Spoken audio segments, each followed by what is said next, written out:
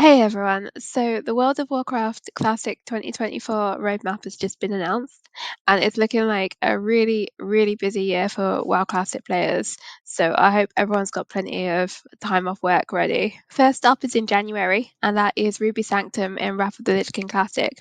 Other than the Ruby Sanctum raid, nothing else is really added in this patch, unfortunately. It's just a little something extra to keep those Wrath only players going. We already have a date for Ruby Sanctum of the 11th of January. Excitingly though, after that comes Season of Discovery Phase 2, and I have to admit, I thought the phases of Season of Discovery would be a little bit shorter than it looks like they're going to be, but I guess with each phase comes a bit more content than the phase before anyway. I'm really excited to see the new runes, Gnomrigan, and the PvP zone, which I believe is likely to be Stranglethorn Vale. Around this time, Cataclysm Classic also goes into beta. Hardcore will then get self-found mode at the start of spring.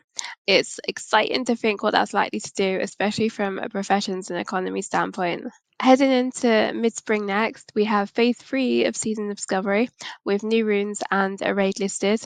Now, I assume there's also going to be a PvP zone. I think they did say that there was going to be one each patch. So, um, yeah, I guess we'll get more details closer to the time.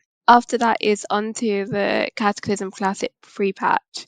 So the pre-patch will have both new races, goblins and worgens, the new guild systems, which may or may not be guild achievements and perks, as they did say they were unhappy with that how it was. And pre-patch will get transmog, which I've been saying for ages is likely because of what the boost said in the small print, but it's nice to see it actually officially confirmed. After pre-patch, early summer is going to see the Cataclysm launch. There's a ton to do in Cataclysm Classic, 4 raids in that first phase alone, but we also know they are speeding up Cataclysm, and we can see in the timeline, Cataclysm Classic gets rapid updates between early summer and next autumn. Assuming a June launch for Cataclysm, you are likely to be in Firelands by October, with the rise of the Zandalari in between. Meanwhile, in Season of Discovery, overall it will probably look something like this. Early February is level 40, April level 50, June level 60, and then October level 60 plus. So that's speculation based on the timeline, and they might still change it around anyway.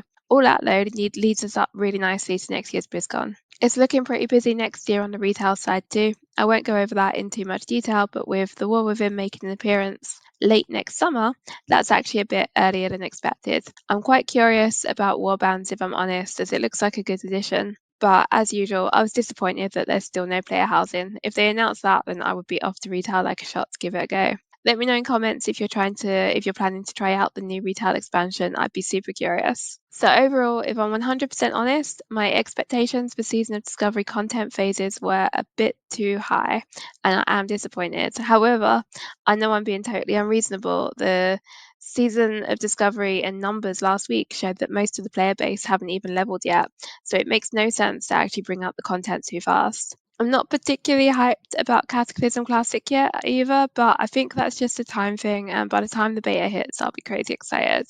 So that is the 2024 roadmap. I hope you found this useful. If so, please do remember to like and subscribe. It's super helpful and really appreciated. Thanks a lot. Cheers. Bye.